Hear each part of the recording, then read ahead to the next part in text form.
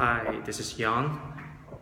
First of all, I couldn't believe that we're already approaching the end of this educational technology course, and I've definitely learned a lot about education technology in the past 4 weeks.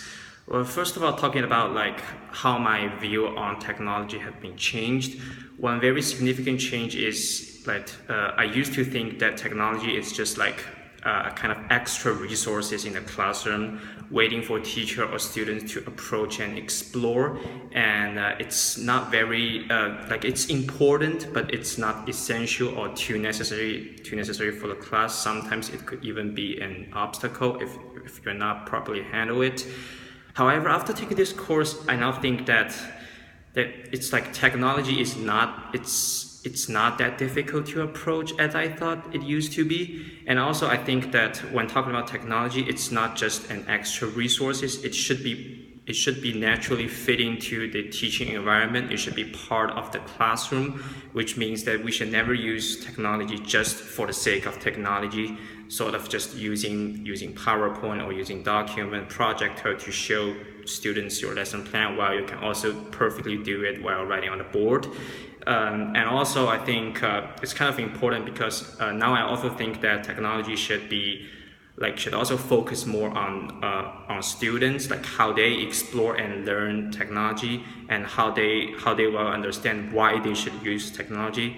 As I mentioned in my previous philosophy class, I want to build a student-centered classroom. So I think this aspect of technology, which is technology can be a subject for students to explore and learn about either text or even themselves. I think this trait of technology is very important.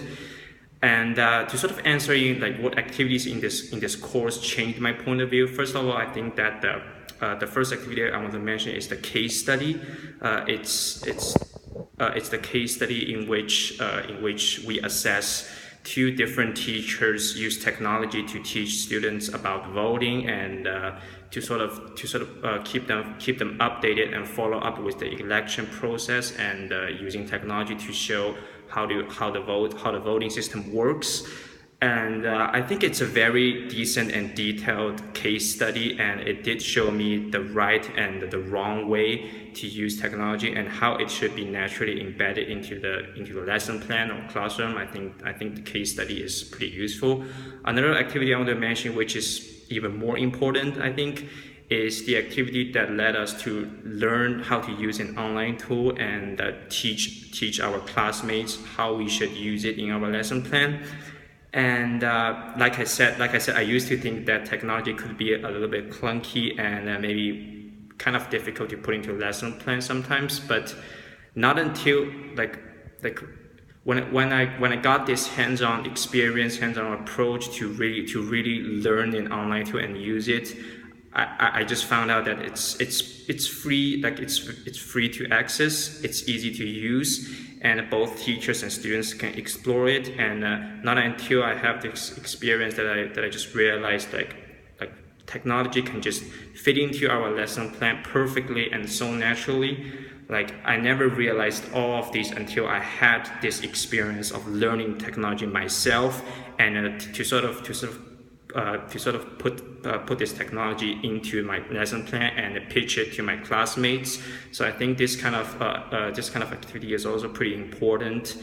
While talking about what questions or challenges I think that remain when I enter the classroom, I think first of all, I'm still kind of confused or kind of worried about a situation that what if like some students in my class don't have the access to technology. I thought we kind of talked about over this topic in our class. We kind of reached a conclusion that even so some students may not have access to technology, we as the teachers should try our best to make sure that everyone is sort of connected and everyone will at least have access to technology in the classroom.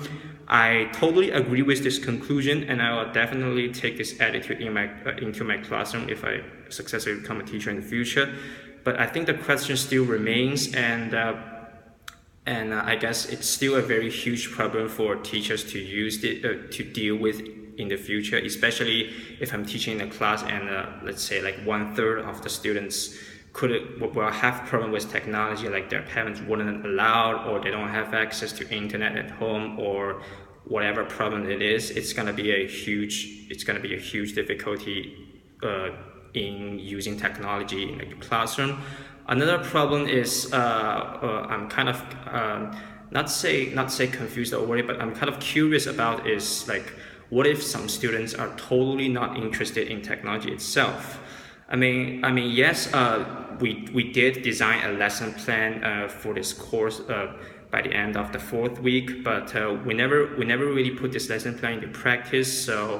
So we would never really know what if some students just are totally not interested in technology, like they don't want to follow up with other classmates, they don't want to go to the designated sites or online tool sites to sort of use these online tools to finish their assignment. So I'm just curious how teachers could sort of inspire them and encourage them to become more engaged in technology. I think it's a very unique and sort of sort of useful technique for teachers, especially considering we'll all be using technology in the classroom in the future. And besides those, I guess I don't have any other too many like further questions or uncertainty about technology. I'm now pretty sure that I will definitely handle technology and use them appropriately in the classroom in the future.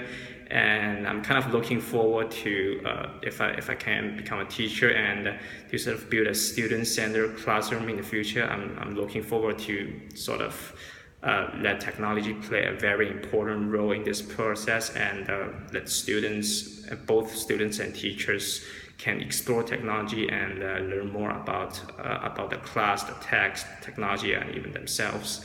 Yeah, that's pretty much all I want to say, and I want to share about technology. And I do think it's a very resourceful and helpful class. Hopefully, can see you guys in the future.